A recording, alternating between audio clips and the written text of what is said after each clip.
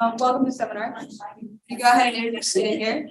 Dr. Sam Benjamin is Senior Atmosphere Land Surface Research Scientist at the NOAA Global Systems Laboratory in Boulder, Colorado. He has developed improved atmospheric models and data assimilation techniques over his career and has led the development of the NOAA National Weather Service regional weather models, including the HRRR, that's 3 R's, 2014 to current, rapid refresh, and the RUC model.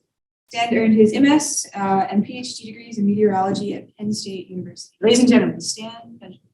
Thank you. Thanks so much for the invitation. Thanks especially to John Kelly, by whom I am here. You know, I would say 20 years ago, I'm just an atmosphere guy. And I don't think I cared about the land, but water, you know, oceans. I would say it was sort of a far connection from me to be able to think about that in weather modeling. But that's really changed. So what we're finding is that, you know, different components of our Earth system models in NOAA and across, you know, our whole Earth system science community, we're connecting more and more. And so I'm really here because of some connections that we started to have with lakes in particular. And actually, I'm finding out more and more, even a lot more today, about the importance of bathymetry data and having good bathymetry data to be able to do our modeling in the best kind of way. So we're atmosphere people. What we really care about in some ways is having that transfer of heat and moisture and momentum between these different components of the Earth system.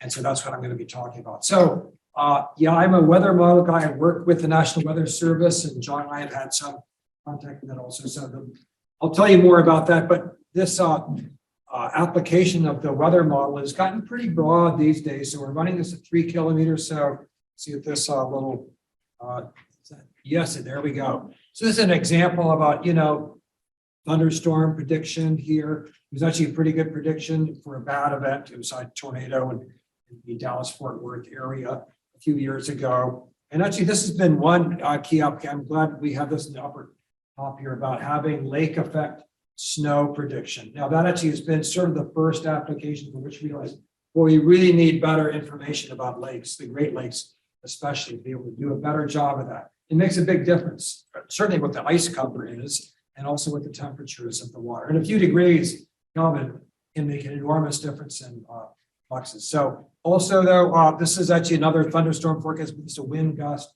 We have this, you know, different kinds of thunderstorm modes, but one of them is these straight line winds that can cause a lot of damage using the Spanish word for the right derecho. And so that is this kind of event for which there's one that happened, a bad one in Iowa a few years ago, and they have smoke. So these days we're able, through colleagues in our laboratory, to be able to have information about thermal anomalies where we know where there are fires and then be able to simulate what the plume rise would be from that and to have smoke out of that in this 3 kilometer curve. I'll tell you more of that later. But we care about lakes. And so this is an example from a paper we just published a few months ago, and John's a co-author. And we're trying to get a better way to initialize lakes. And moreover, it turns out, aha, here you are over on the side here with the bathymetry. This is Winnebago in Wisconsin. And so right now, it turns out we're just using these constant depth information for that. But we know that's not realistic. And so to have better bathymetry data, it's going to make a difference in how we estimate the temperature. So that's my quick intro. Let's hop along here. Quick outline here. Going to talk about, you know, how these weather models, we actually have an acronym, NWP, Numerical Weather Prediction Models. And so kind of overall, it's just kind of fancy versions of F equals MA. That's, John, don't you agree? Just F equals MA, rotating sphere, and a few other terms involved there. So, and also a bit of a history, how, you know, we got started in that, but then how we've been doing Earth system modeling, including this 3 kilometer curve. And then what's taken place more recently, and hopefully I'll be, by the time I'm halfway through our time slot here, like 3:20, 25, something like that, maybe 3:30, 35. It will be into the lake area, and we got to be able to talk a little bit more about that. So, and we actually think that there is some potential for further interaction, to be honest, between we weather modeling people and even you here in Durham at your center. So that is our intent. So I do want to now explain what we're doing. You know, we are solving these equations. They're not statistical equations at all. They're absolutely physics equations. It's first law of thermodynamics and the equations of motion, which again is a complicated version of F equals ma. But we're solving these equations. They're, best defined by differential equations, but just changes in wind in particular, and then temperature, even different cloud variables, even smoke and different aerosols about that. And so it's a three-dimensional problem that we're solving. And so up at the top there, that's a pretty good little number. So in this 3 kilometer HRRR model covering the lower 48 United States, so 95 million grid points. And then we're solving, actually, I think 12 is an underestimate of how many prognostic variables. Maybe it's up to 18 or 20 now, something like that. But we're solving equations and we're redoing this solution every 20 seconds. So it's needing big computers, maybe 1,000 cores or something like that. So that's what we're doing in solving this. So yeah, million variables, whatever, update that on.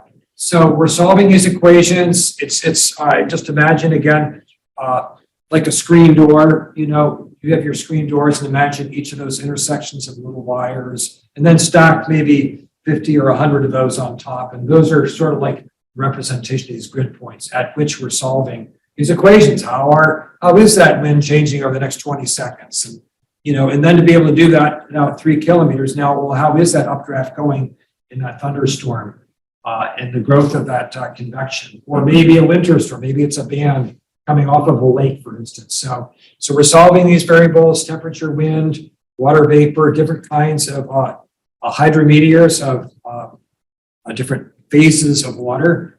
And so that's what we're working on. And can I ask what are the fundamental? Oh, thank you. Oh, this is great. An interruption. I feel better already. Thank you. What I thought you would. What are the fundamental input parameters? Topography is obviously one. Yeah. Well, we have to have temperature. Yeah. We're going to get to, but there. Thank you. So these variables right here, we have to estimate these to start out a model. So, and I'm going to get to it. It's for us, it's a process we call data assimilation, where it's sort of like doing a minimization, prior information we already have with new information with different kinds of observations. Am I answering your question though? We'll see. Okay. We'll ask again. This is great. Okay. So what Larry just did, I'd like to see more of that. Okay.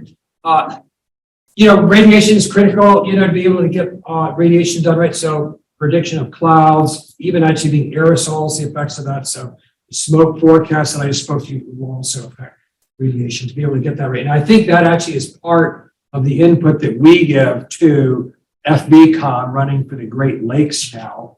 And actually some weather model we get back. We think we're doing a pretty good job of that to be able to have the best estimate of short wave, long wave radiation incident in the surface. So these are all aspects of which we have to estimate well, and not just estimate, to calculate well. All the components of the whole water cycle, critical to be able to do that. And actually, I'm trying to think, what do we not have here? We're not doing any groundwater transport, but we certainly do 1D land surface modeling.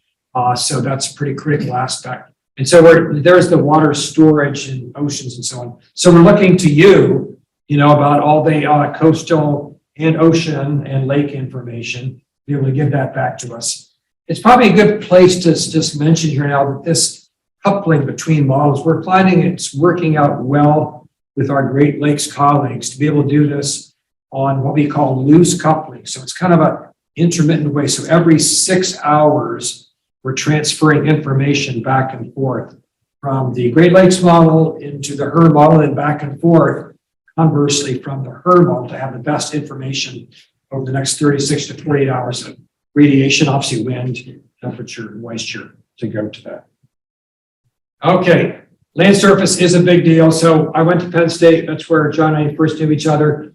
And my advisor there wanted to have investigation of this idea that maybe having severe thunderstorms in the south central part of the country is affected by high level dry terrain over Mexico. So that's what I did my whole dissertation on. So did some good ways, how do we do that? And now we have a few people in our team, some of which are online right now, to be able to do this information of transfer of heat and moisture, including frozen phases and so on, including 2-layer snow model, to do that in the best kind of way.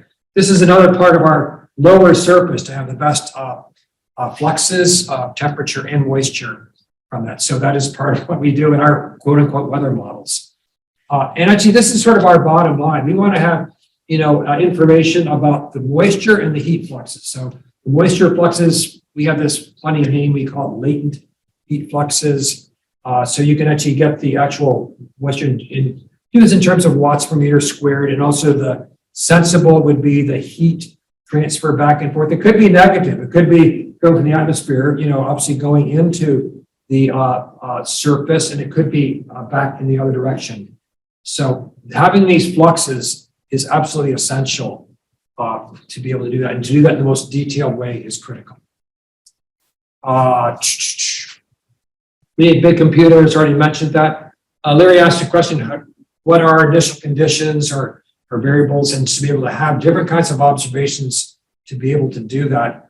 And so the lower left there, that yellow box is this process, this kind of minimization. We actually spend as much computer time on this part is in the forecast models themselves to do this minimization using all of our prior information and different kind of observations, different kinds of error characteristics to be able to put that together to our best estimate.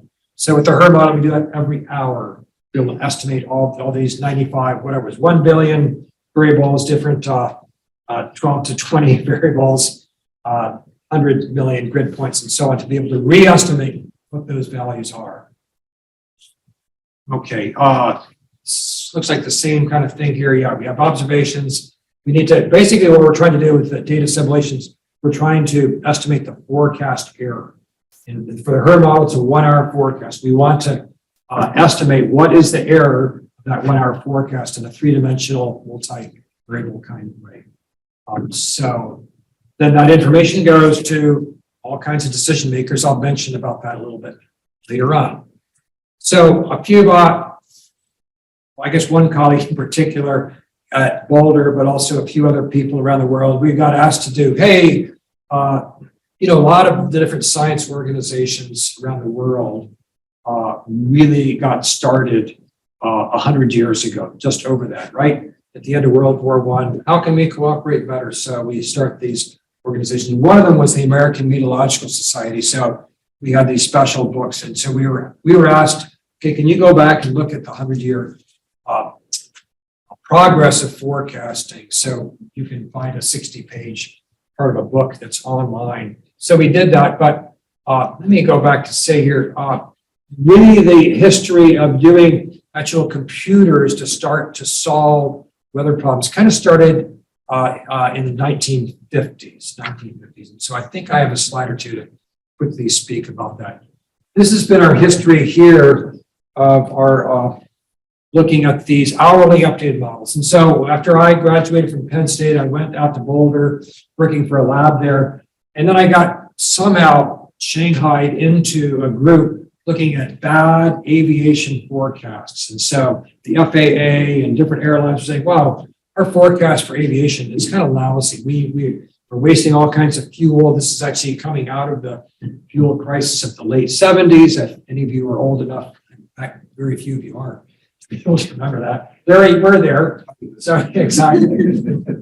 Andy also, that's good. But out of that, we realized, so what can we do to do a better job of this? And one of the parts of that was to realize, okay, why don't we cooperate with the airlines who actually are making not bad observations of temperature and winds. Moreover, it's all getting automated these days to be able to do that in a better way, to be able to use that data. So out of that, that sort of allowed us not just to be dependent on weather balloons that went up every 12 hours, but actually to use ascent, descent data and en route data from commercial airplanes. And actually is sort of a pretty important aspect of the whole load NWP weather prediction capability. So as we've been able to get better and better computers, we're able to go from 60 and 40 kilometer resolution over 20 years ago down to a higher and higher resolution, even to have 3 kilometer model runs, and even to be on the verge of running multiple 3 kilometer runs over the whole United States every hour,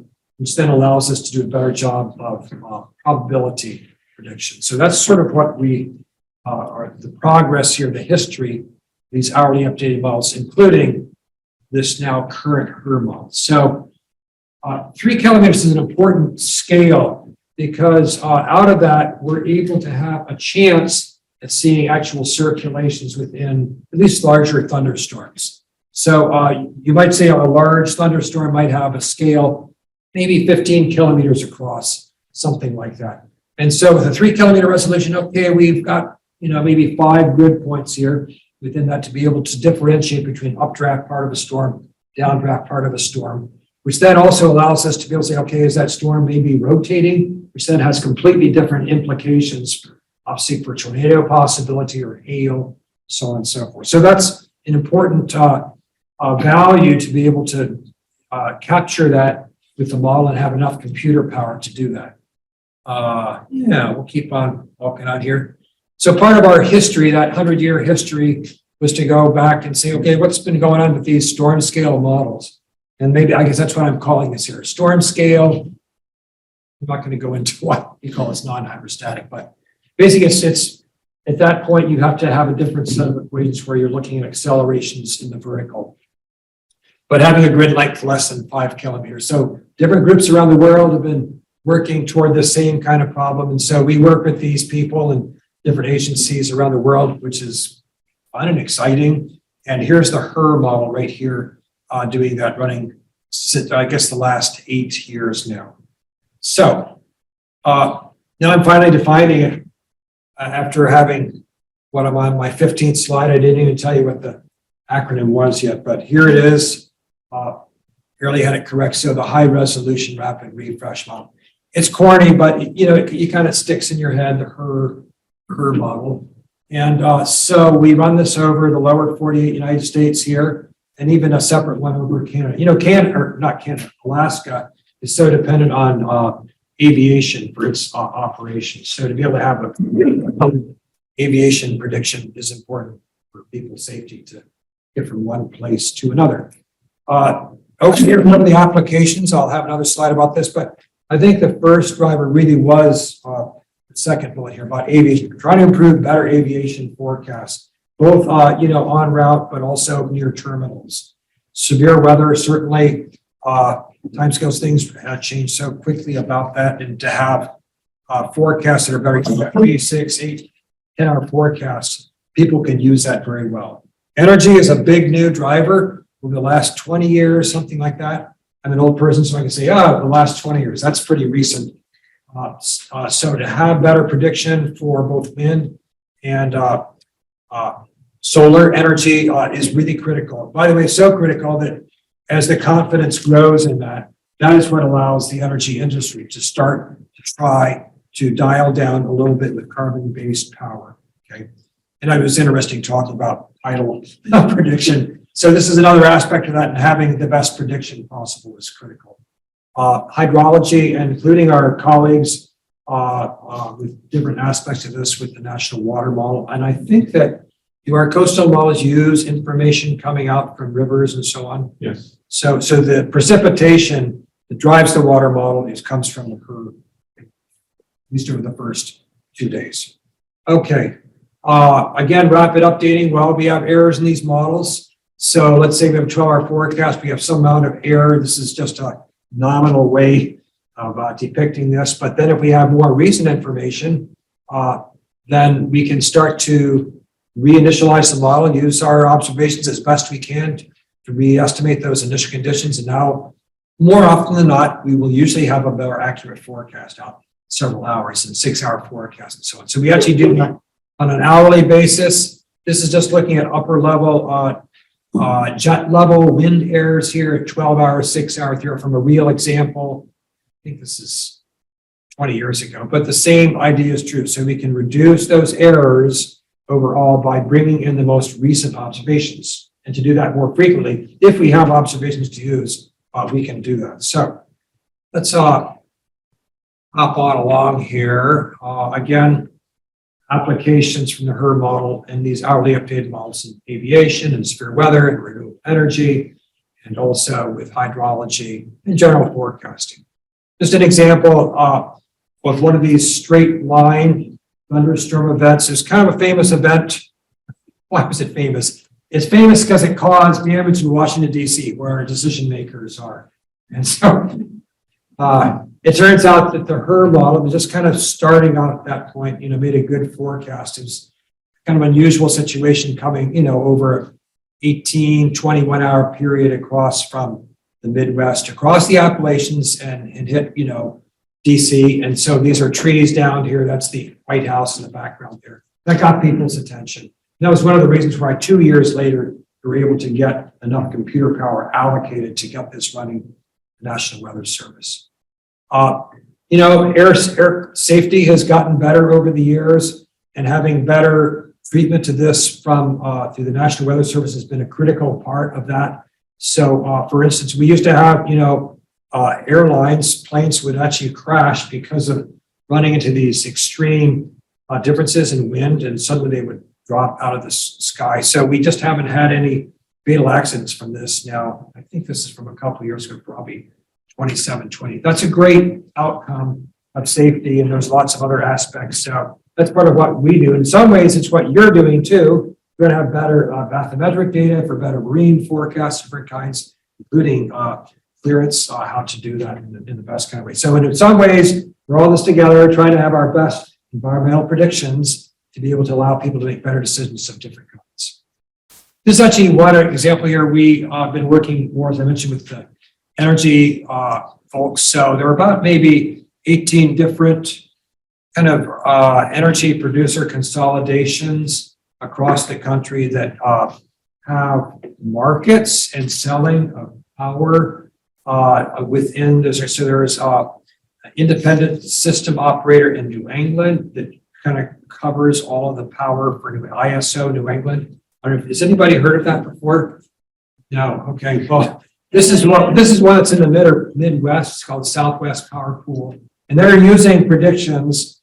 And so is ISO New England. I think there might be out of Albany. I'm not sure, but to be able to estimate ahead of time how much wind or solar power are we going to have, and then there's a market for that. And so this is an example here when they started to use the HRRR model. Then they had this kind of increase here, power in this case from 2018 to be able to much better have a prediction of this increase of power. Some of you might have heard just a few years ago, for instance, there was they've had a few of these power outages in Texas.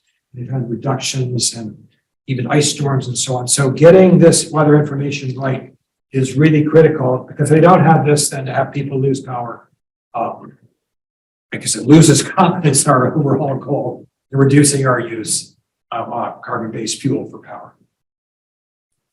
So here I am finally now. We're getting back to talk about lakes. We do have these different aspects of coupling in these weather models. The first one was really being able to have more detail about our land and our soil information. And that's been going on since the mid-90s. So some time now, but constant improved information about that also.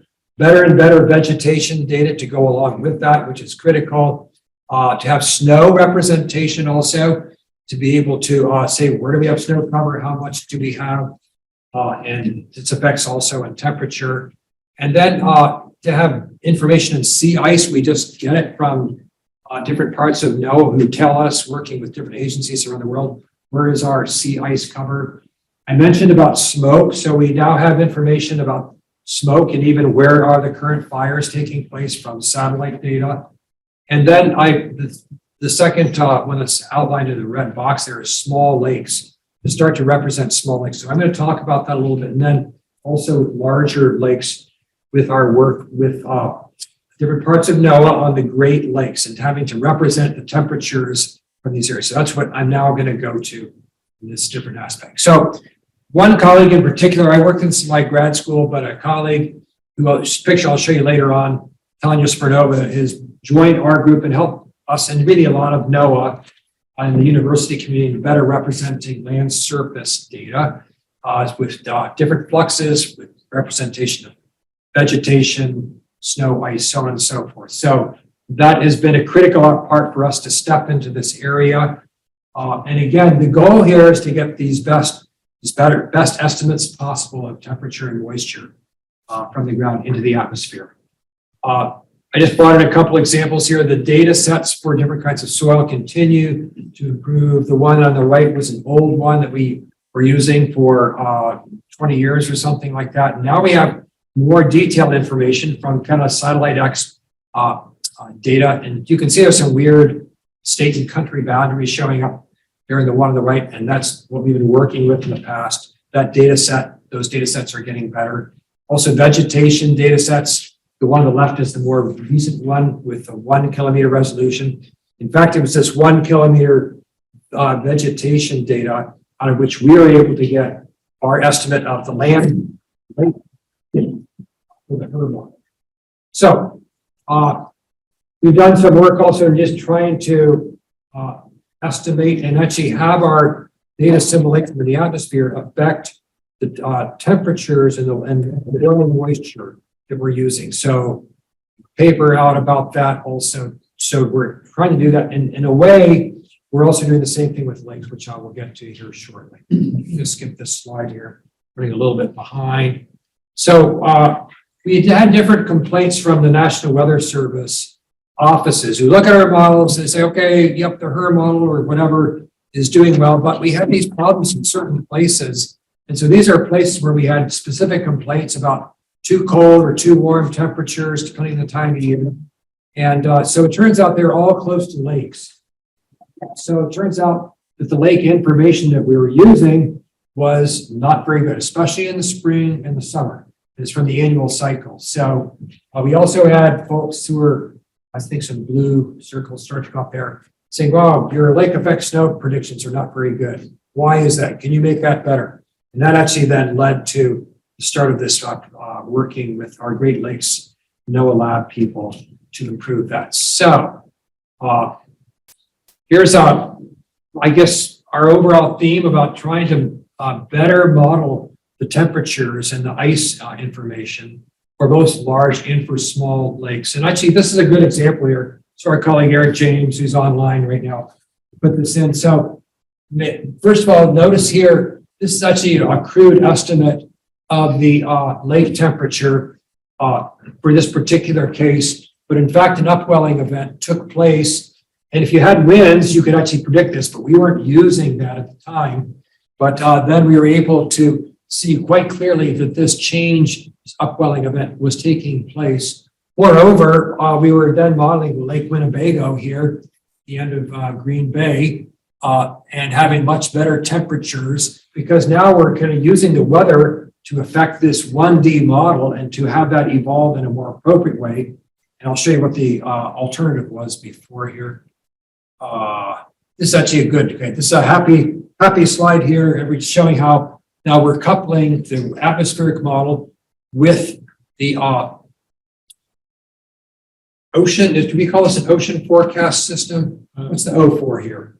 Great Lakes Operational Forecast. Operational forecast system. But these are the water models here and the one that's running for the Great Lakes. To have this information, then going into the atmospheric model with the latest estimate of the temperatures and the ice, but then to have the information from the HRRR model, it's pretty detailed and pretty good in the winds and the temperature, relative humidity and so on, and the radiation near the surface to go back in. So this is what I mean now by coupling. I've been blathering too long here. I'm going to stop here for a second. Do you have any other questions? Larry set a good tone here. Okay. Any other questions at this point? I'm now going to drill in more on lakes here, but yes. I'm really interested in the continuous improvement of the models. Obviously, you're constantly adjusting things, Yeah. but it seems to me there's a trade-off always between getting wind better, which makes rain a little bit worse, or temperature a little We bit would better. like to think that's not the case. Okay. I mean, it's possible to, have them both take place at the same time. Has that been your perception a little bit about? I just know when I'm working with multi-factor models that I tend to do something that does better over here and it does a little worse over here. And that can be Yeah. geographically, that can be based on seasons. Yeah, Winters are now a little bit better, but summer's a little bit worse. yeah. With the complexity of your models, how do you monitor? How Yeah. do you constantly trade Thank off? you. That's a really good question. For us, I think we're trying to base these predictions based on physical processes. We're able to do our prediction of wind and everything else. If we're doing it physically, not statistically, in the best possible way, then we have a chance to better represent what the real world, the real Earth system is doing. So that then overall, we might have, maybe winter does get better and then hopefully summer doesn't get worse. But basically, if we're improving our representation of physical processes, we're using actual observations, better initialize these basic variables that we think are fundamental. They're not just, variables that, how would I say, like they're human constructs. They're not, having the actual heat content of the Earth system and be able to predict those in the best way possible allows us then that we won't go backwards in one area and go forwards in other areas. Yeah, that's a good broad question. And actually, let me say, if we trying to make some improvements to a model, actually, this is a good answer to you, I think.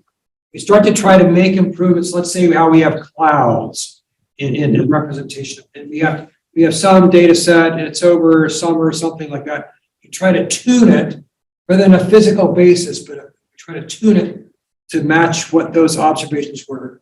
Well, then other things might give it. Maybe now we improve the next summer our smoke forecast or something else that we didn't have done before. And then we've gone down a rabbit hole.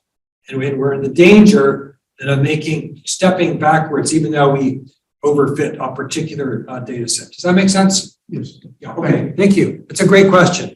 Yes.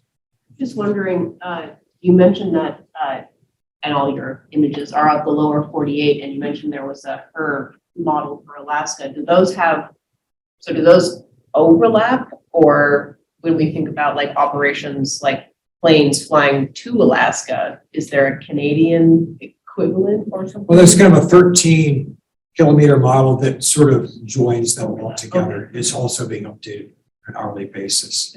By the way, it's important, this is good to mention here, the actual physics equations, the data simulation, they're the same for both Alaska and for the lower 48. And actually, we're moving more toward a global rapid refresh kind of system where we would do the same thing. In other words, if we represent these processes, these physical processes appropriately, then we have a chance to do that well. There's actually some debate in our community. Sometimes should we have certain ways to do, for the polar regions versus tropics or in latitudes. So that's too long an answer. Did I answer your question? You did. Great. Thank you. Anything else right now?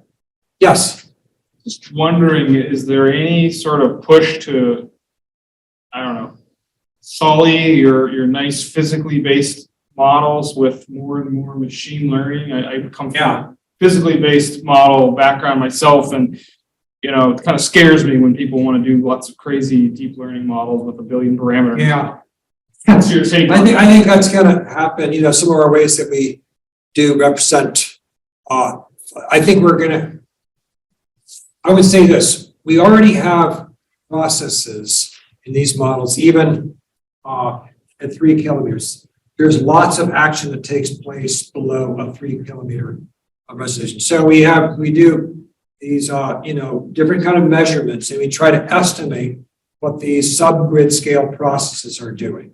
Okay, and they're sort of physically based, but could be better estimate those with machine learning techniques. And the answer is yes, people are working for that right now. I don't see too much of that yet.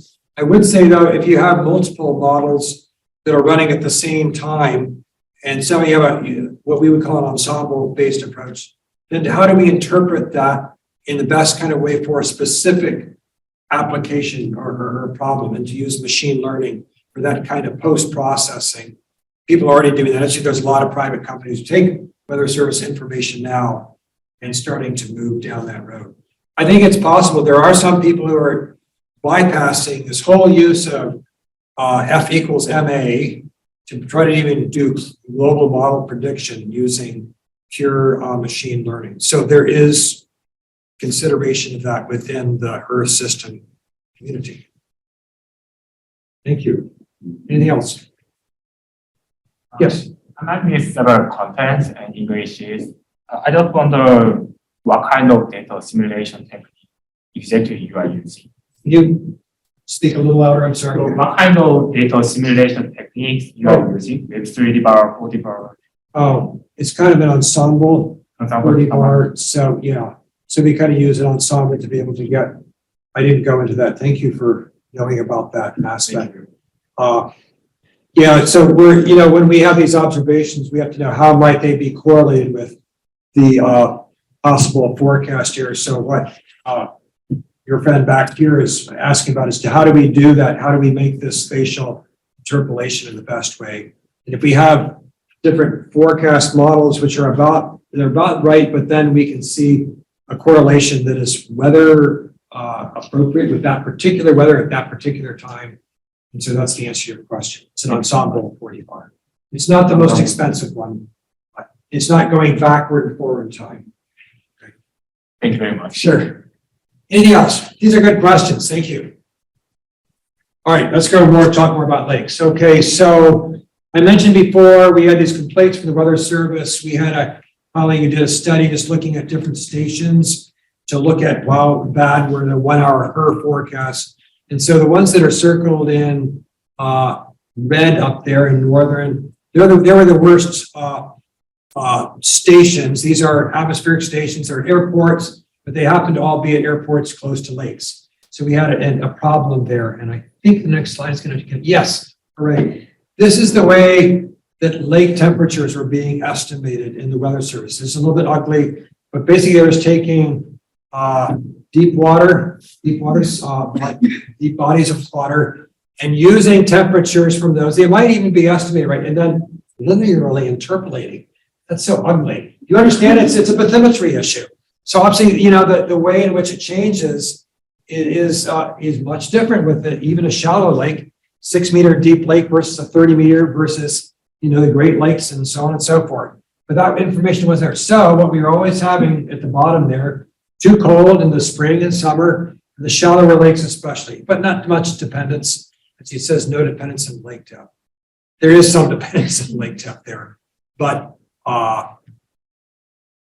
there is dependence in lake depth, but most of the shallow lakes, except for Lake Tahoe and so on. If I could interrupt again, when you say lake temperature, is it the surface temperature? It is the surface temperature. Yeah, thank you, Larry. Out of which then the fluxes are calculated. But the surface temperature then depends. So I think it comes up, it's not next year, but introducing a 1D 10 layer lake model.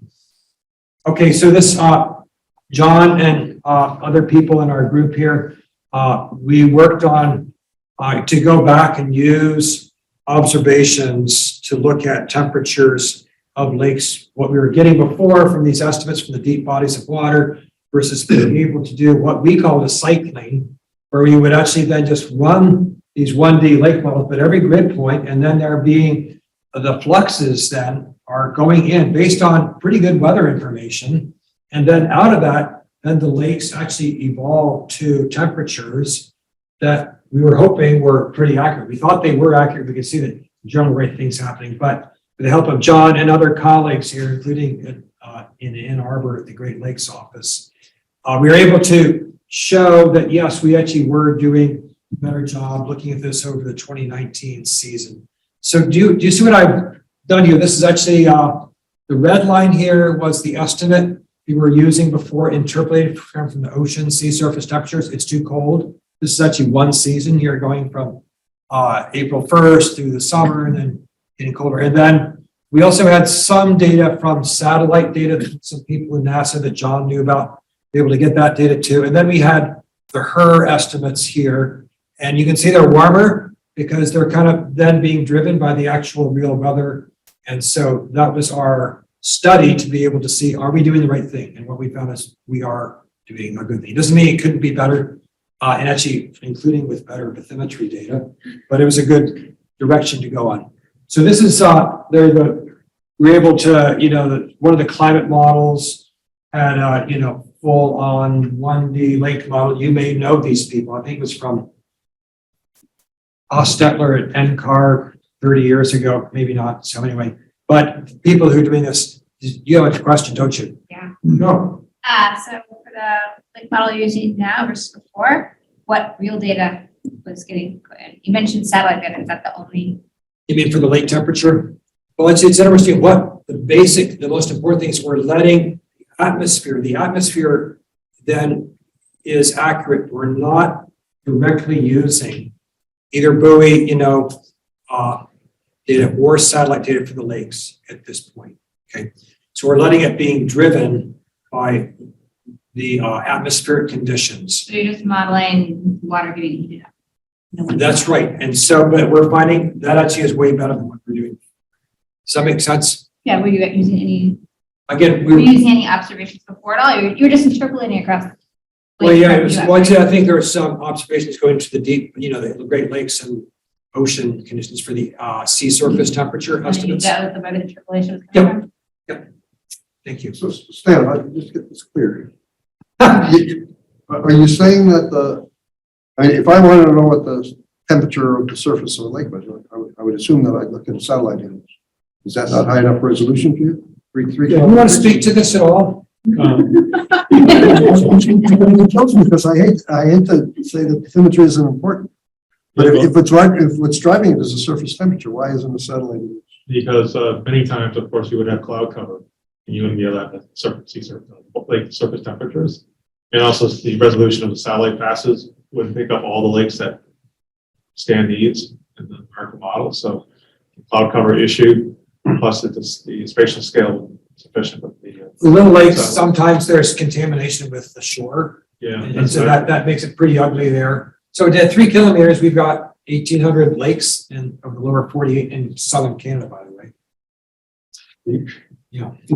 So to have good estimates of all those from southern, I'm not sure we quite have that yet.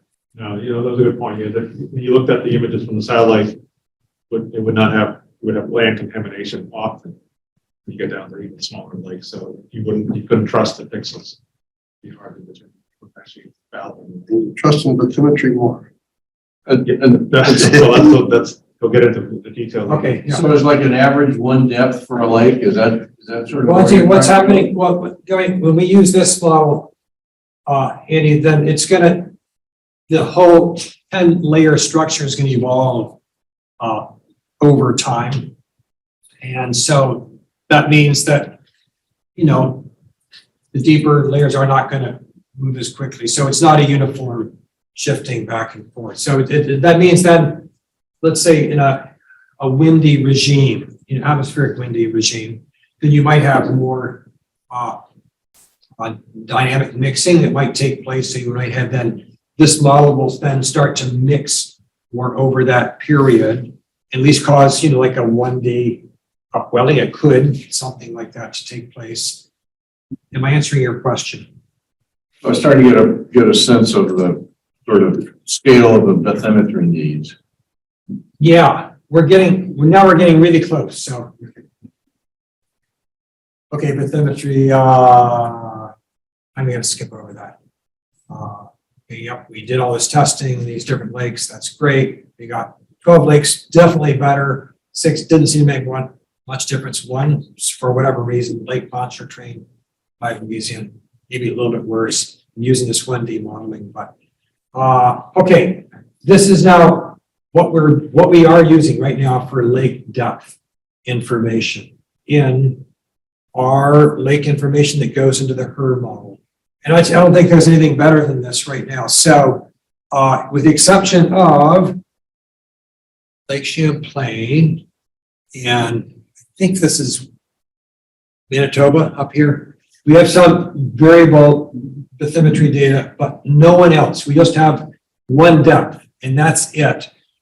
So that just gets plugged into the lake models. It's still way better than what we had before, but it's an ugly estimate out of which we would like to do something better. So actually, this is a good. So this is from about a few summers ago here. So this is 2 summers ago, 1 summer ago. Wow. Looking at temperatures, here's Red Lake in Minnesota. I think it's only 6 or 7 meters deep, constant, but that's relatively shallow. So by the end of July, it's mixed out here. And so it's kind of a constant temperature. It doesn't really matter. It's the weather information, but Lake of the Woods up here is a 30-meter constant depth. And now with the proximity to the land shore, remember there's no 2-dimensional transfer, no currents taking place in the lake here in this model. So now we're getting these variations, and we're not quite sure are they right or wrong. We're still probably doing more good than harm here. but with the limit of the bathymetric data, we think that we can do better about that. Okay, so this is kind of example of that. So not so bad with the shallow lake. Let's see if I got, there we go.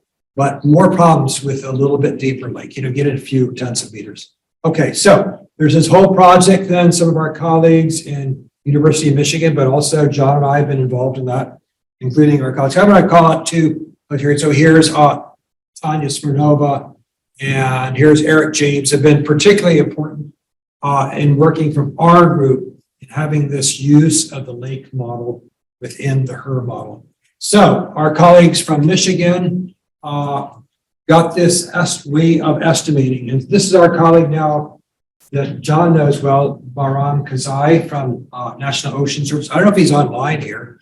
He might be, but he had this way of estimating to have at least assume some kind of slope of, depth information, assume, okay, it's closer to zero at the shore of the lakes. Let's try to use that information. So we've had a project over the last, 2 years now, John, and continuing about trying to use this estimate for better bathymetric data than what we've had before, rather than just using this constant. So here's a study that Eric James and Tanya did. So here's just looking at this different estimate using this globe bathy estimate that Bahram did, Kazai, here's his name right here. And so we've been doing some studies with that. Can we do a little bit better with this bathymetric information? We think it's better, but there's constant, assumptions here about what slope might be in different lakes. And I have no idea, but you people might know that. Okay, is it a rocky area? Maybe it's not, constant bottom. Maybe it's a flatter region like Winnebago. I have no idea, but maybe there are more flatter bottoms in some lakes and they're more like this in other lakes. We don't know about that right now, but we're taking, and we've been getting support, and John's been working this also to try to improve this bathymetric data. So again, this is Eric James's study here, looking at if we just ran, this actually, we ran at the HRRR model for a few month period, and with these different assumptions about the bathymetry data in it. And then if we ran with this globe bathy data here for Manitoba, here we are, it looks different. And then we start to get these variations.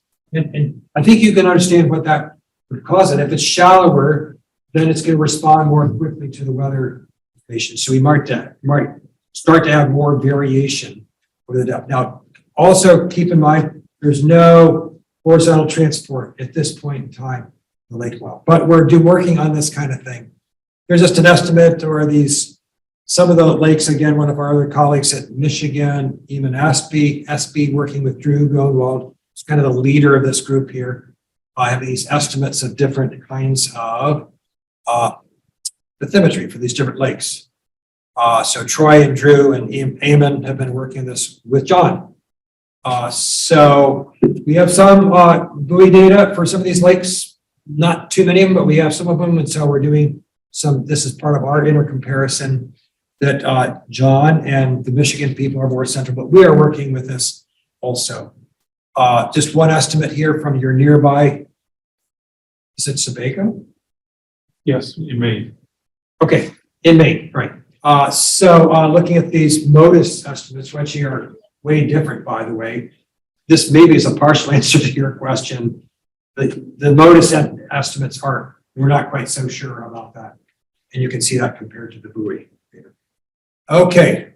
So another colleague that's been working on this formerly at the University of Michigan, now at the Colorado School of Mines, is Eric Anderson, who's been now doing some new work and trying to estimate, could we revise the bathymetry data so that now we have some kind of variation that starts to approximate what a 3D model would work, what it would do. So he actually now is using good old FVCOM and then running this with good atmospheric forcing for different periods of time to see, could we get some estimates so that if we had the right bathymetry data, we would be closer to what a three-dimensional model is working on right now.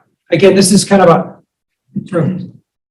reverse engineering kind of approach to try to get this, but we're a little bit desperate on this right now. So we're getting close to the end here. You'll be happy to hear. But, you know, again, this is sort of a big picture of what's taking place in NOAA, the global model. We have regional models. We're trying to better connect with the lake models like the Great Lakes operational forecast system, but we would like to work also with coastal forecast system to start to have this kind of transfer of information back and forth, to have that then go into water model, even into bloom predictions, so on and so forth, and have these things pulled together yet more and more. I think this is the next to last slide. John pointed out, okay, we have some of these other coastal models. They're not using the same kind of connection with the HRRR model yet, or its near to come replacement. So that's coming soon. So here's our potential. You know, can we add this coupling with the coastal OFSs and now see improve our lake bathymetry data? So last slide here. We're really grateful to be able to work with lake models and lake information and good lake community also, which has been critical both for the Great Lakes and the small lakes also. And I'm going to skip down to the bottom just to say again, we could use some better, we're already working on bathymetry information, but using kind of some gooder estimates, but it's better than just constant, and we can do better yet with that and better coupling. So stop there. Thanks for your good questions. Welcome any more.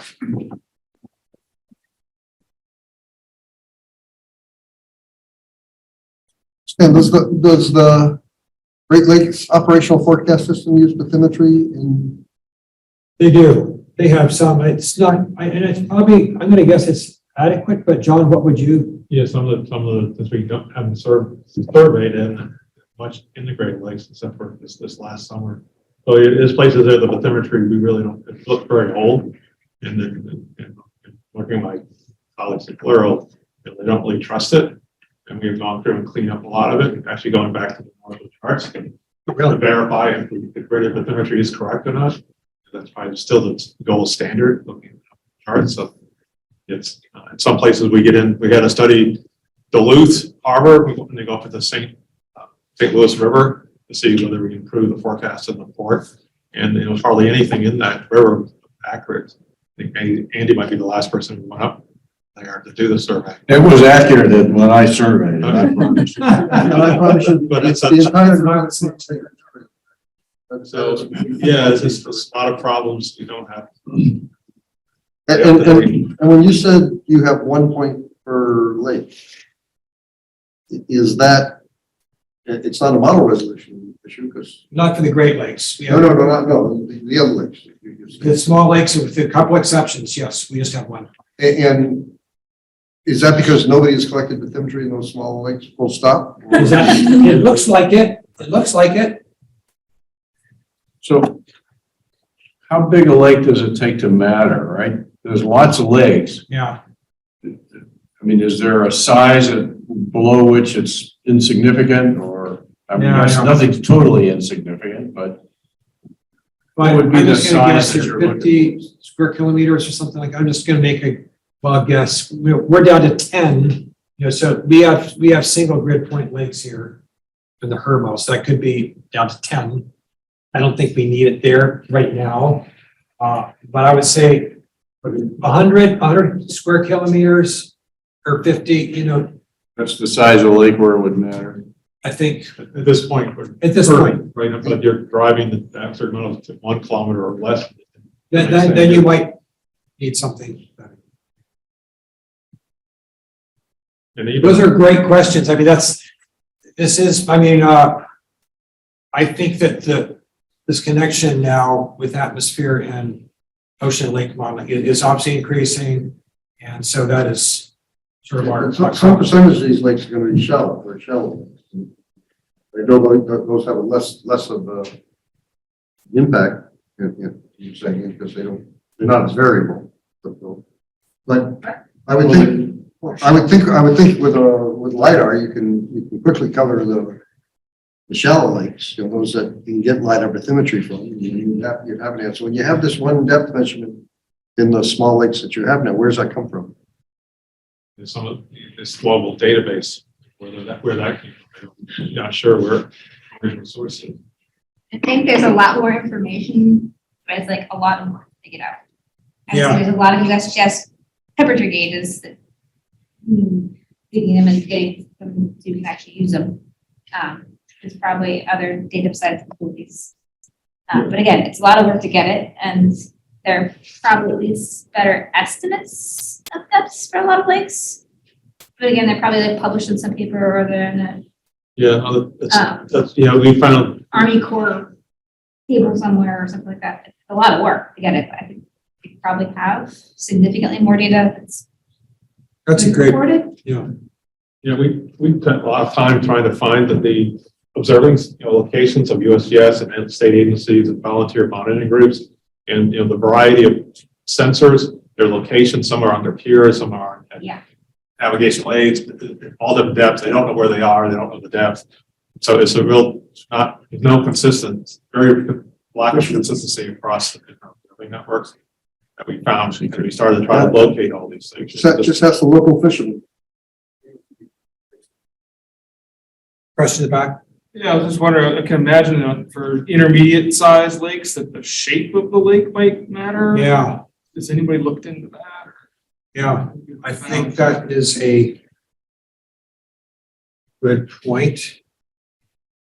Yeah, because I can envision at some point you're gonna have, some lakes would probably be worth to have the expense of having a 3D lake model, putting in a big comment like Eric was doing. Some places it will be worth doing that. Other places would be the 1D is fine. And some places will be, it's fine to have one value, but larger the lakes and the orientation of the lakes, combination of both, that you might need to have 3D models in some locations. Maybe even the relation to the surrounding topography as well. Yeah. It could, I'm sure there's sensitivity about that. Just haven't thought through. Yeah, I think it's just something like Pisaki. Yeah, it's a goofy. Yeah, and then like I think during Hurricane Bob, had the right wind direction, the right fetch, and you got very large waves during Hurricane Bob back in 1991. So same thing happened. It's a tropical system. You get the right wind direction, and you're gonna have a change in the lake and then the impact on the weather. The other thing on here too is we looked at mainly just the lakes, but also rivers.